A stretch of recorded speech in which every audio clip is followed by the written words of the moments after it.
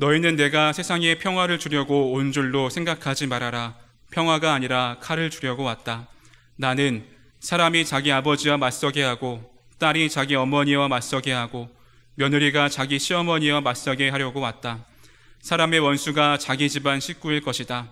나보다 아버지나 어머니를 더 사랑하는 사람은 내게 적합하지 않고 나보다 아들이나 딸을 더 사랑하는 사람도 내게 적합하지 않다.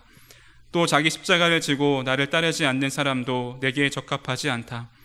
자기 목숨을 얻으려는 사람은 목숨을 잃을 것이요 나를 위하여 자기 목숨을 잃는 사람은 목숨을 얻을 것이다. 너희를 맞아들이는 사람은 나를 맞아들이는 것이요 나를 맞아들이는 사람은 나를 보내신 분을 맞아들이는 것이다. 예언자를 예언자로 맞아들이는 사람은 예언자가 받을 상을 받을 것이요 의인을 의인이라고 해서 맞아들이는 사람은 의인이 받을 상을 받을 것이다. 내가 진정으로 너희에게 말한다. 이 작은 사람들 가운데 하나에게 내 제자라고 해서 냉수 한 그릇이라도 주는 사람은 절대로 자기가 받을 상을 잃지 않을 것이다. 아멘. 네, 오늘 우리가 이렇게 함께 기도할 동역자들이 있다는 게 얼마나 감사한지 모르겠습니다. 여러분, 이곳이 진짜 기도에 정말로 불이 우리 가운데 터져 나오고 주님이 부어주시는 성령의 역사가 늘 충만한 그런 기도의 처소가 장소가 되기를 원합니다. 여러분들 금요 성령 집회 가운데 진짜 주의 역사를 우리가 늘 경험하며 주님 앞에 나아가는 시간 되기를 원합니다. 이미 오늘 광고가 되었지만 다음 주 금요 성령 집회는 아주 특별한 집회로 모이겠습니다. 특별한 강사가 오나 보다. 안 옵니다. 특별한 강사는 안 옵니다. 제가 말씀을 전합니다. 강사님을 모시려고 이렇게 미리 좀 준비도 하고 한 부분이 있는데 강사님 건강 문제도 있고 모시기가 굉장히 좀 어려워졌어요. 근데 그런 과정 가운데 제 마음에 임원 재헌신의 밤에 하나님께서 담임자로서 꼭 성도들에게 전해야 할 말씀을 네가 안전하고 뭐하냐 하는 말씀, 그런 마음이 들어요. 그래서 제가 특별 강사로 서고자 합니다. 여러분 기대함으로 나오시고 기도해 주시면 좋겠어요. 근데 다음 주 금요 성령 집회에 대해서 여러분이 잘 이해를 하시면 좋겠습니다. 매화교회의 모든 임원들은 꼭 참석하셔야 됩니다. 집사님, 권사님, 장로님들 필참입니다. 안 나오시게 되면 어떤 일이 벌어질지 모릅니다. 제가 늘 붙잡고 안수기도 해드릴 수밖에 없어요. 여러분 꼭 나오셔야 됩니다. 그리고 모든 성도님들 다 나오실 수 있는 거예요. 제가 여러분 오해 안 하시고 잘 이해하시라는 게 모든 성도님들이 참여하시는 시간이고 임원들은 필참이라는 것입니다. 오늘 이곳에 계신 장로님들께 제가 부탁드립니다. 장로님들 꼭 하셔야 할 일이 있는데 모든 권사님들 참여하실 수 있도록 기도하시면서 권면해 주시길 바랍니다. 아멘. 여기 장로님들 한 분밖에 안 오셨. 네, 그러실 줄 믿습니다. 여기 권사님들 다 계시죠? 권사님들은 뭐 하셔야 될까요? 이거 분위기상 집사님인 것 같은데, 권사님들은 모든 집사님들을 권면하셔서 다 나오시게 하는 거예요. 그리고 집사님들 뭐 하셔야 될까요? 집사님들의 사명이 제일 큽니다. 모든 성도님들 금요 성령 집회에 나오지 못하셨던 분들, 그래서 다음 주에 이곳을 가득 채워서 우리 매화교회의 성도들이 하나님 주신 부르심에 사명을 재헌신하는 밤이 됐으면 좋겠습니다. 제가 왜 이렇게 장황하게 얘기할까요? 여러분 진짜 하나님을 의지하고 모이는 성도들 한 명 한 명이 귀합니다. 여러분 꼭 기도하심으로 나오시기를 축복합니다. 오늘 이곳에 모이신 분들은 아마 모두 다가 예수 그리스도, 우리 주님을 따르는 예수 그리스도의 제자들이라고 믿습니다. 여러분 다 주님의 제자들이시죠? 아멘입니다. 우리가 다 예수 그리스도의 제자라면 아마 우리의 삶은 세상 사람들과는 다른 무엇인가가 분명히 있을 거예요. 여러분 한번 혼자 잘 살펴보세요. 나는 세상 사람들과 다른 게 있지. 여러분 다 있으시죠? 아멘 소리는 거의 뭐 세상 사람들과 거의 똑같다는 분위기예요. 그런데 여러분, 진짜 여러분 모두가 예수 그리스도의 제자입니다.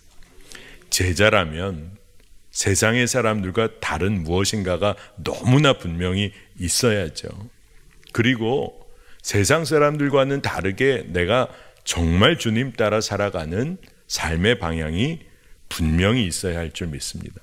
근데 그것 중에 가장 중요한 것이 무엇이냐 하면 여러분이 주의 제자이기 때문에 여러분은 주님을 대신하는 자예요.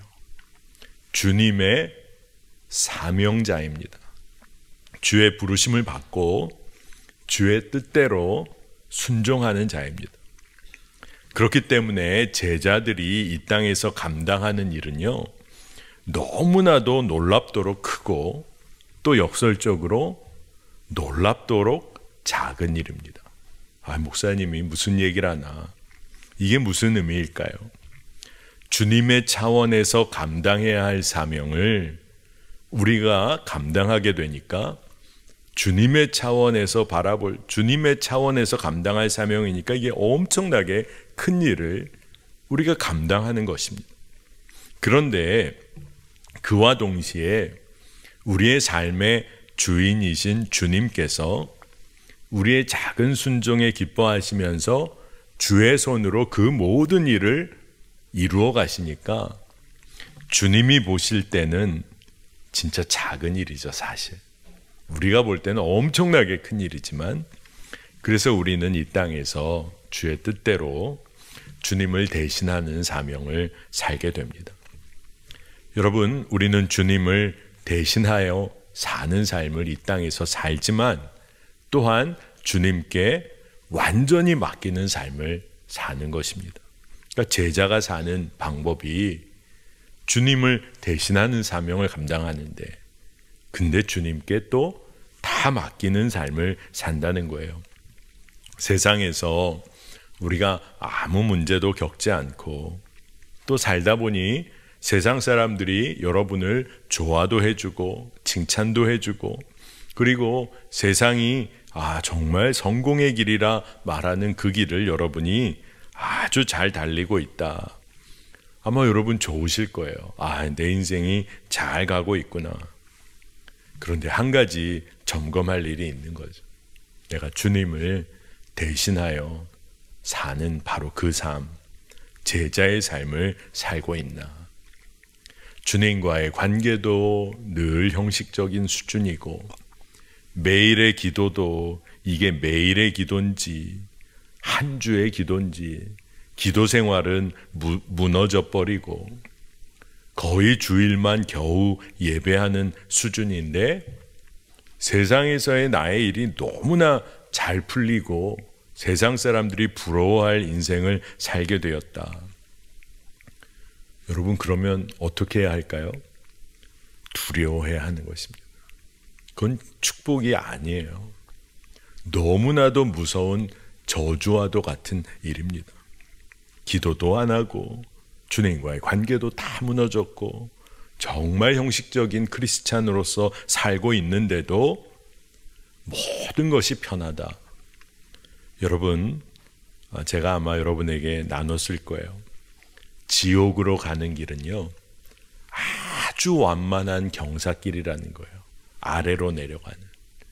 평지를 걷는 것 같은데 사실은 아주 완만한 경사라 걸을 때 편하게 걷게 된다는 겁니다.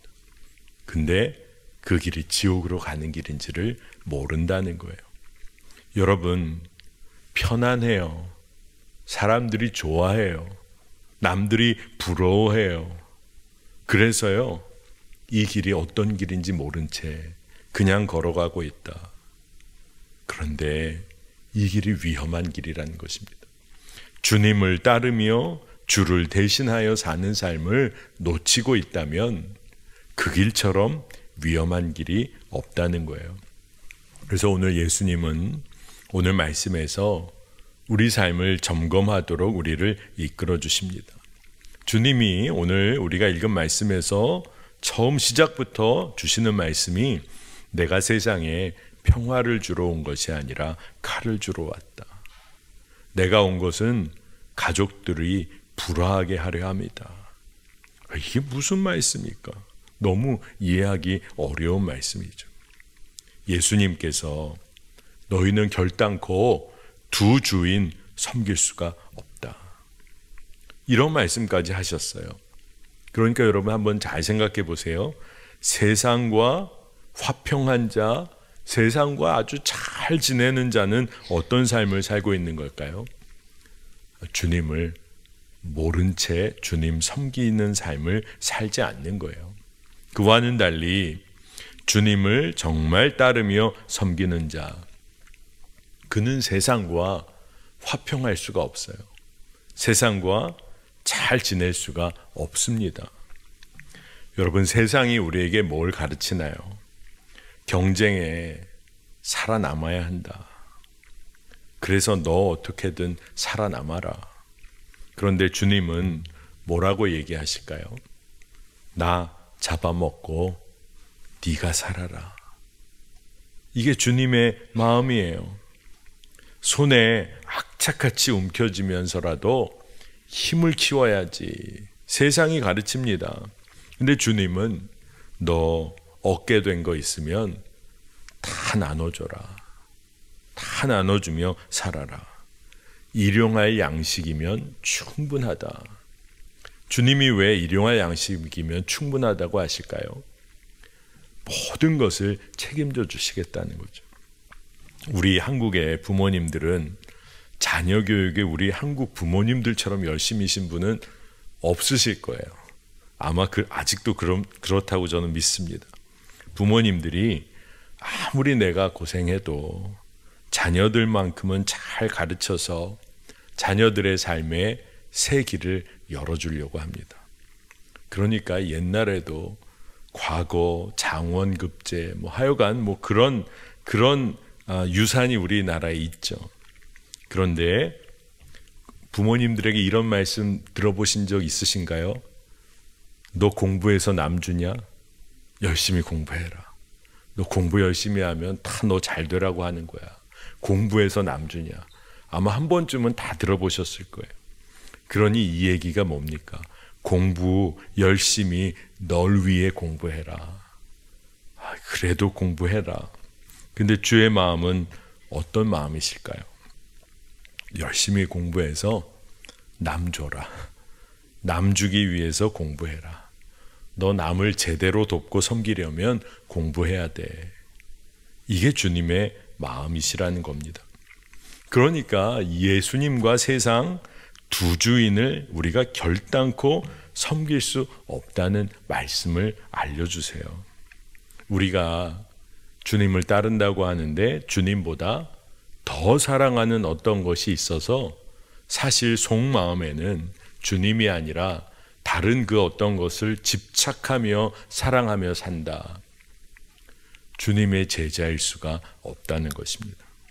마태복음 10장 37절에 나보다 아버지나 어머니를 더 사랑하는 사람은 내게 적합하지 않고 나보다 아들이나 딸을 더 사랑하는 사람도 내게 적합하지 않다.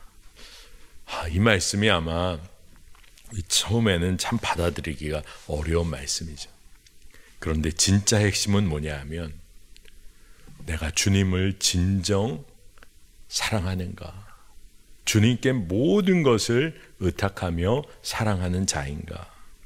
이것을 보아야 한다는 것입니다.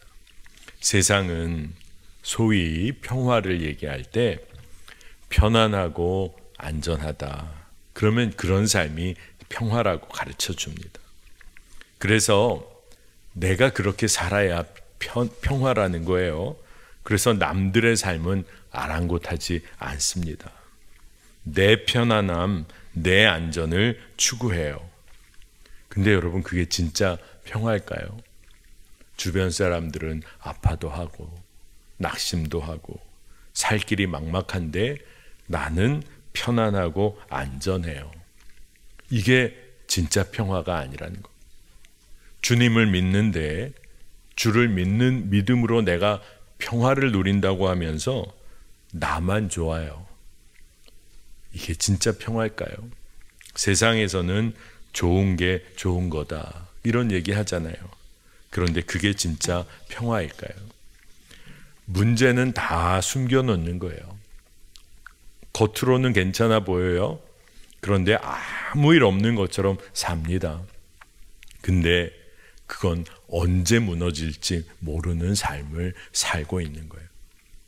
사람들이 힘의 균형을 맞춰서 평화를 이루려고 해요.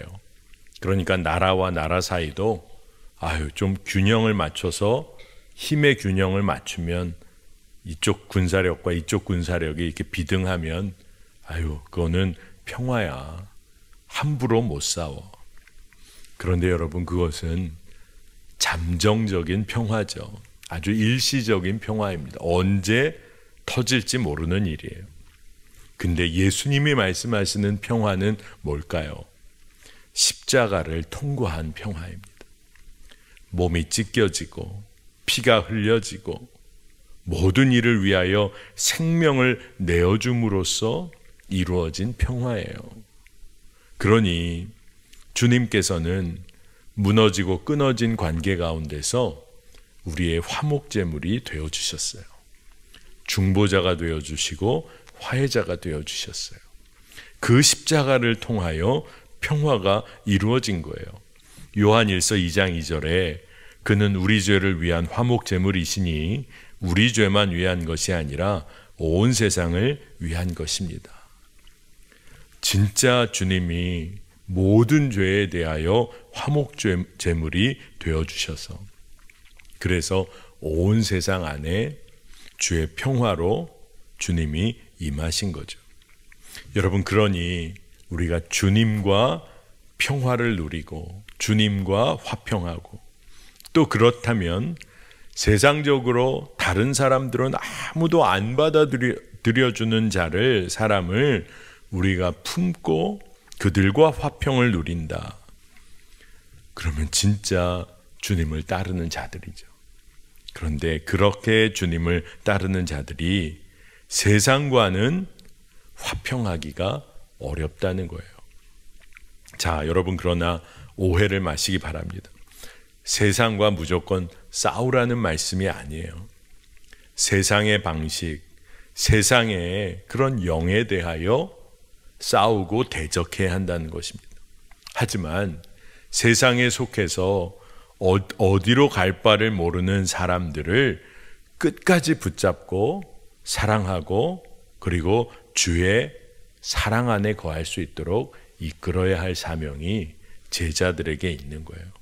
그러니까 주의 제자의 삶의 진정한 모습은 진짜 주의 뜻대로 주님의 사람을 세워내는 겁니다.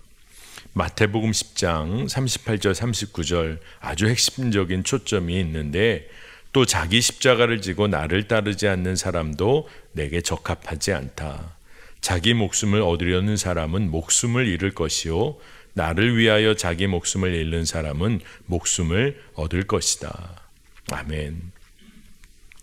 여러분, 우리가 우리 삶에서 세상과 전혀 다른 길, 세상과는 다른 삶, 그래서 세상을 거스르는 삶을 살 때가 있어요.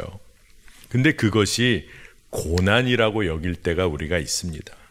하지만 주의 뜻을 따라 세상을 거스르며 겪게 되는 고난은 사실은 살 길을 향해 가는 고난이에요. 생명을 얻기 위하여 가는 고난입니다. 여러분, 이게 그렇게 고난이라고 여겨질까요? 진짜 생명을 얻는 길, 끝까지 여러분 사랑하고 섬기는 자리에 서는 일, 쉽지 않죠.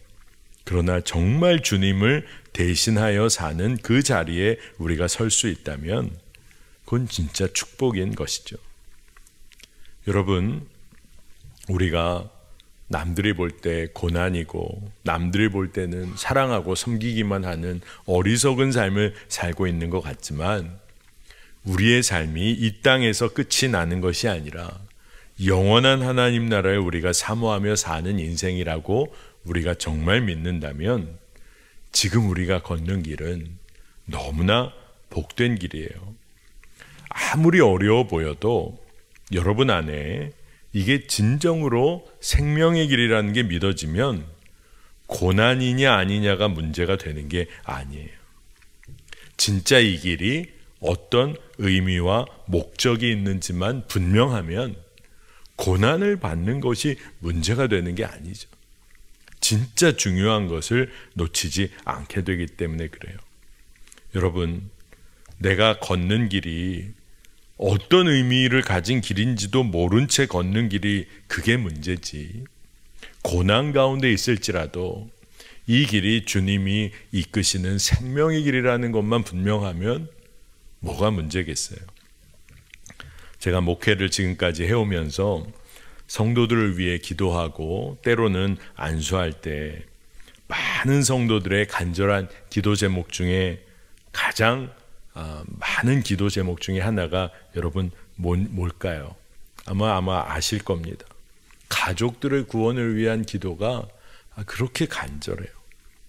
그러니까 많은 기도 제목들이 있지만 가족 구원을 위한 기도 제목이 참 많습니다. 근데 또 기도 제목, 그런 기도 제목 구구절절히 보면 근데 가족의 구원의 문제를 놓고 간절히 기도하면서도 가족들과의 그런 애증의 관계가 있어요.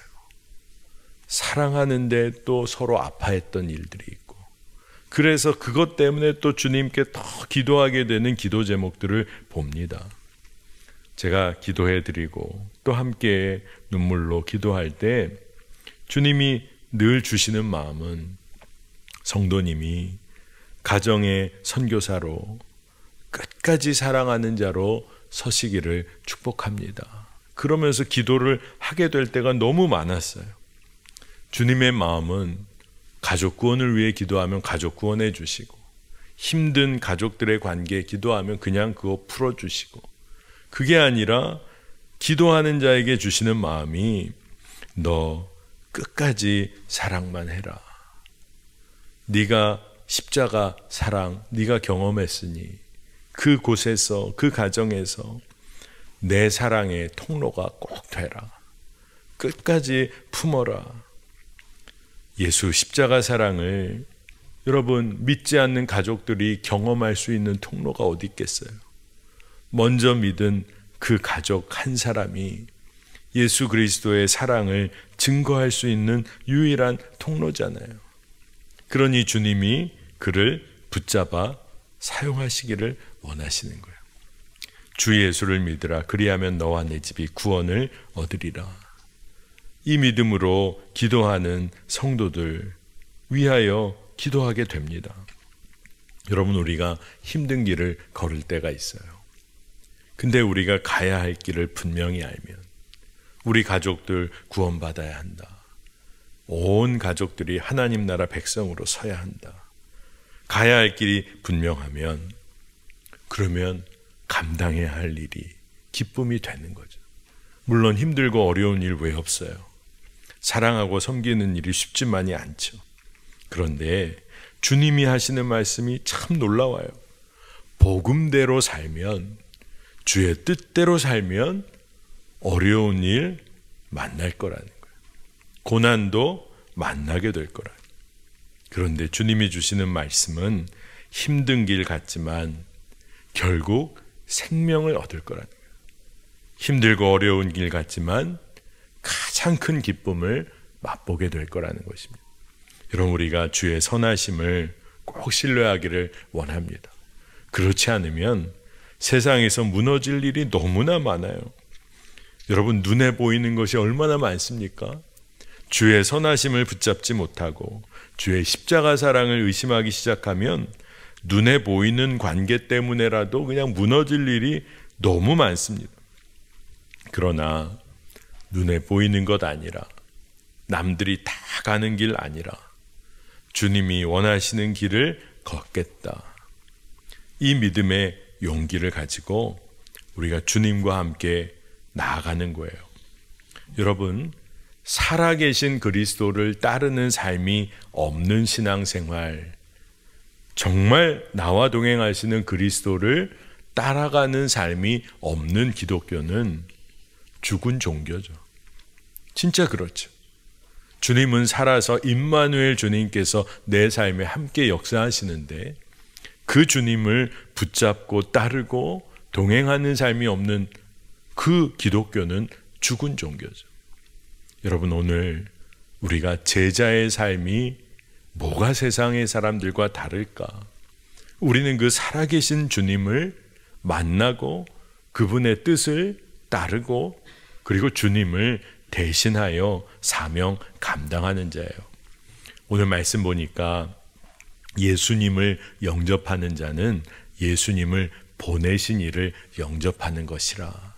주님이 그 말씀을 주세요. 그리고 요한복음 6장 29절에 많은 사람들에게, 제자들에게 하나님께서 보내신 이를 믿는 것이 곧 하나님의 일이다. 모든 주의 일은 믿음으로부터, 그리고 하나님이 보내신 예수 그리스도를 믿는 것으로부터 시작된다는 거예요. 그러니 하나님의 일은 그가 보내신 자를 믿는 것이고, 또 예수님께서 제자들에게 너희를 영접하는 자, 그들이 나를 영접하는 자다. 너희를 맞아들이는 자, 나를 곧 맞아들이는 자다. 이 말씀을 주시는 거예요. 그리고 예수님을 영접했기 때문에 주님께서 보내신 곳에서 제자로 살아가며 섬길 때 지극히 작은 자에게 행한 가장 작은 일일지라도 그것은 주님께 행한 것이고 주님이 기억해 주신다. 이게 오늘 말씀이 계속 이어지는 흐름입니다. 목회하면서 제가 많은 수련 목회자들과 함께 목회를 했던 것 같아요. 그래서 지금 생각해 보면 진짜 수련 목회자를 잘 마치시고 목사 안수를 받기까지 함께 동역하고 했던 분들이 꽤 많습니다. 그래서 제가 이렇게 함께하는 목사님들과 농담 삼아서 제가 그런 얘기를 할 때가 있어요. 저는 이제 은퇴해도 될 것 같습니다. 목사님들을 정말 많이 이렇게 안수 받으실 때 보좌도 하고 또 그분들이 이렇게 목사로 세워지는 일을 섬겼기 때문에 그냥 그런 말을 할 때도 있었어요. 많은 수련 목회자들과 함께 목회하면서 어떤 일들을 제가 많이 겪었냐 하면 청년들과 성도들을 섬기는 수련목 전도사님들이 목양을 할 때 그렇게 낙심을 할 때가 있으세요. 근데 그 중에 대부분은 어떤 때냐? 담당하는 성도님들을 섬길 때, 담당하는 청년들을 섬길 때 그분들이 어떻게 이렇게 전도사님 마음에 상처 주는 이야기를 어떻게 그렇게 잘 골라서 했는지, 그날은 우리 전도사님들이, 수련목 전도사님이 얼굴을 보면 너무 낙심해가지고 마음이 어려워서 잘 섬기고 목양하려고 하는데 들은 이야기는, 되돌아온 이야기는 너무 가슴이 아프니 막 흔들리고 그러는 모습을 제가 볼 때가 때로 꽤 있었습니다. 그래서 그때마다 제가 이렇게 상담하듯이 이야기를 하면서 해주는 이야기가 늘 있었어요. 지금도 아마 그런 분을 만나면 제가 그 얘기를 할 것 같아요. 전도사님, 오늘 괜찮아요. 그러면서 제가 해드린 얘기, 전도사님이 신실하게 목양하고 주의 일을 잘 감당하고 있다는 것을 다른 사람들은 모를지라도 제가 담당 목회자로 전도사님의 수고를 제가 잘 알고 있습니다. 보이지 않는 곳에서 얼마나 애쓰며 기도하시는지를 제가 압니다. 오늘 참 마음 어려우시지만 제가 그걸 알고 있다는 것으로 위로받으세요. 담당 목회자가. 전도사님이 잘하고 있다는 걸 제가 알고 있다는 것으로 위로받으세요. 그리고 꼭 덧붙이는 것이, 우리 주님은 전도사님이 잘하고 그렇게 신실하다는 것을 저보다도 더 잘 알고 계세요. 그 말씀을 꼭 전해드립니다. 그러면 진짜 뭐 별 얘기 해드린 게 아닌데 전도사님이 대부분 또 힘을 얻으세요. 주님이 알고 계시다. 여러분 어떠세요? 오늘 힘든 일이 있으셨나요? 정말 주 뜻대로 순종하고 말씀대로 사는데 모든 일이 막힌 것 같고 여러분 낙심하여 기도도 잘 안 나오셨나요? 여러분 걱정하시지 않으셔도 돼요. 우리 주님이 여러분이 주의 뜻대로 살려고 가장 주의 뜻대로 서보려고 애쓰신 것을 우리 주님이 가장 잘 알고 계세요. 여러분 그것이면 충분한 것 아닙니까? 세상 어떤 사람이 아는 게 아니라 주님께서 여러분이 주님의 마음으로 행한 모든 일을 기억해 주세요. 그러니 이 얘기가 뭘까요? 주님께서 여러분의 삶의 모든 영역에 관심하고 계시다는 거예요. 여러분에게 주님은 관심이 많으세요. 여러분의 삶에 대하여 정말로 모든 일에 대하여 개입하기를 원하세요. 그리고 주님은 세상의 상이 아니라 주님께서 주시는 상, 주님께서 우리의 상을 챙겨주세요. 받을 상을. 그러니 이게 얼마나 은혜입니까? 상 받을 자가 아닌데 그저 주님 영접하고 주님께서 하라는 것 믿음으로 그저 감당해 보려고 은혜로 그냥 살며 주님 허락하신 사명을 그저 감당해 보려고 한 것뿐인데 그 일로 인해 주님이 상을 주신다는 거예요. 제가 말씀 묵상하면서 이게 참 놀랍다. 은혜 받은 것 때문에 그냥 은혜로 살았어요. 은혜 받았으니 은혜 받았기 때문에 말씀대로 그냥 살고 싶어서 주의 뜻대로 살고 싶어서 은혜로 살았더니 그거 잘했다 하고 상까지 주신다네. 은혜로 그냥 살았는데 주님은 상을 주시겠다고 말씀하세요. 마태복음 10장 42절에 내가 진정으로 너희에게 말한다. 이 작은 사람들 가운데 하나에게 내 제자라고 해서 냉수 한 그릇이라도 주는 사람은 절대로 자기가 받을 상을 잃지 않을 것이다. 아멘. 절대로 자기가 받을 상을 잃지 않을 것이다. 결단코 상을 잃지 아니하리라. 여러분 우리가 상을 왜 잃지 않게 될까요? 우리가 작은 일이라도 아주 잘해서 그러는 걸까요? 물론 말씀을 보면 정말로 그런 것 같지만 사실 우리가 잘해서가 아니라는 것을 우리가 잘 압니다. 오직 주님의 신실한 은혜와 사랑 때문이에요. 우리가 선한 마음으로 사랑의 마음으로 행한 아주 작은 일, 그 일 때문에 주님은 우리에게 상 주시기를 원하세요. 이게 진짜 얼마나 송구스러운 일인지. 너무나 작은 것 하나를 주님이 찾아내세요. 나에게 해준 일이구나. 그러면서 주의 놀라운 사랑을 우리에게 부어주세요. 그러니 이게 믿음의 신비입니다. 아주 작은 일을 주의 마음으로 행하면 주님은 어떤 상을 주실까요? 그 작은 일을 통하여 하나님의 놀라운 역사를 보게 해주세요. 진짜 놀랍죠? 정말 주님 주신 마음에 지하철 역에 노숙자들을 섬길 마음을 주셔서 몇몇 성도들, 청년들이 수면 양말, 따뜻한 음식, 그냥 재정 허락하는 것만큼만 가지고 나가서 때를 따라 나누고 섬기기 시작했는데 아주 작은 일부터 시작했더니 나중에 해가 지나고 또 해가 지나서 그 일이 노숙자 밥차 사역이 되는 일을 전 봤어요. 그리고 그 일에 함께 했던 경험이 있어요.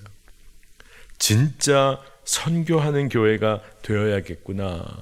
그래서 주의 마음에 순종하며 교회가 선교적 사명에 순종하려고 선교훈련 프로그램도 부족하지만 조금이라도 시작해보고 선교적 삶을 지속적으로 도전하다 보니까 성도들과 사역자들 중에서 선교사로 헌신하는 이들이 나오기 시작을 했는데 5명의 풀타임 해외 선교사를 파송하는 일을 보게 됐어요.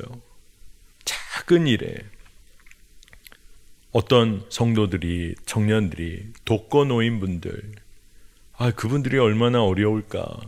그래서 목요일 저녁마다 음식을 조금 챙겨서 거기 방문해서 말동무 되어드리고 기도해드리고 오는 일을 목요일 저녁마다 하다 보니까 그 동네에 독거노인분들이 많으셨는데 그 동네를 나중에 뭐라고 부르게 됐냐 하면 예수 마을이라. 그렇게 부르게 되는 일도 보게 됐어요.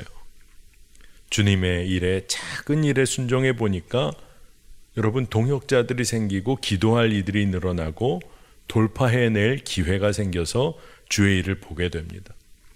최근에 저는 기도하면서 주님의 제자를 세우는 일이 참 중요하겠구나.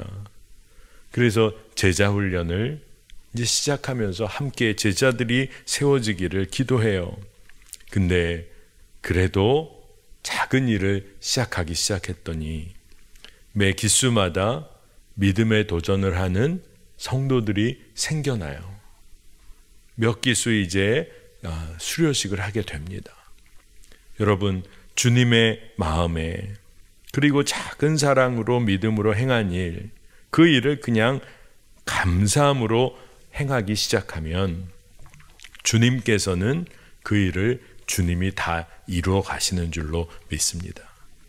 우리가 주님만 붙잡고 작은 사명을 감당했더니 주님은 그 일을 아주 기뻐하시는 거예요. 그리고 주님을 대신하여 사는 삶으로 인정하시고 상도 주시고 주의 역사를 보게 해 주십니다. 국제 컴패션 총재였던 웨스 스태포드 박사라는 분이 이런 얘기를 했어요. 사역자에게 있어서 실패란 별로 중요하지 않은 일에 성공하는 것이다. 사역자에게 있어서 실패란 별로 중요하지 않은 일에 성공하는 것이다. 이런 얘기를 했습니다. 외적 사역에는 성공한 것 같지만 실상으로는 행복하지 않은 사역자들이 많다. 이런 의미로 이야기를 한 거예요.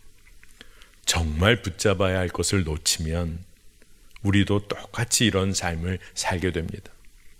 여러분, 사역의 성공이 사역자에게 행복을 가져다 주지 않습니다.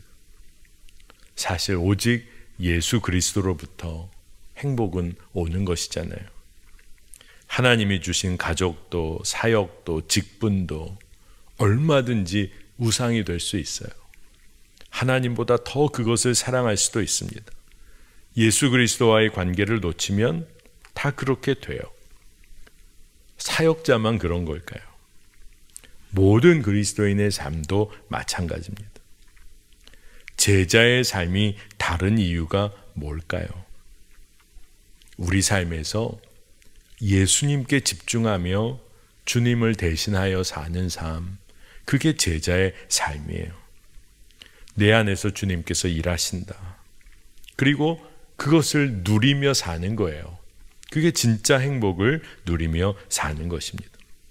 세상의 귀한 모든 것들, 그렇게 여기며 살았던 것들을 사도 바울은 주님을 만나고 나서 다 배설물처럼 여겼어요. 그리고 오직 주님으로 인한 기쁨으로 충만한 삶을 살았습니다. 오늘 주님은 자기 십자가를 지고 주님을 따르는 삶에 대해 도전하세요. 근데 여러분, 따르라고 하신 분이 우리에게 은혜를 주세요. 네 노력으로 해봐. 아니에요. 은혜 가운데 믿음으로 그 일을 하도록 우리를 이끌어 주세요. 여러분, 우리의 입장에서는 제가 주님을 대신하는 삶을 제자로 삽니다.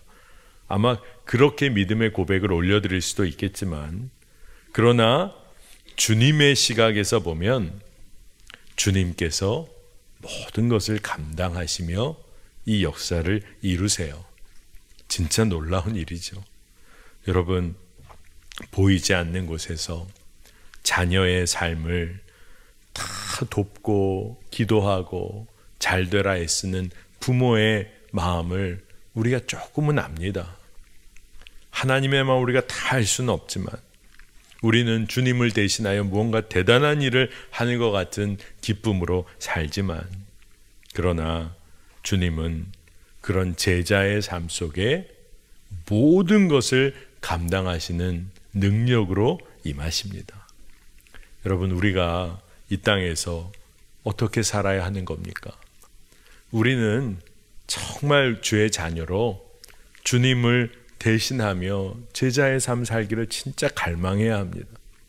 주의 역사에 힘이 되어드리기 원하는 제자로 살기를 갈망해야 합니다. 그런데 참 역설적으로 주님은 그 갈망과 그러한 우리의 정말 기도 가운데 역사하셔서 주님이 우리 삶 속에서 역사하시는 거예요. 진짜 놀라운 은혜를 우리가 누리게 되는 줄 믿습니다. 여러분, 이곳에 계신 분들은 다 주의 제자입니다. 여러분은 세상과는 다른 삶을 사는 자입니다. 주의 일을 감당하는 자입니다. 그것이 기쁨이 되시기를 축복합니다.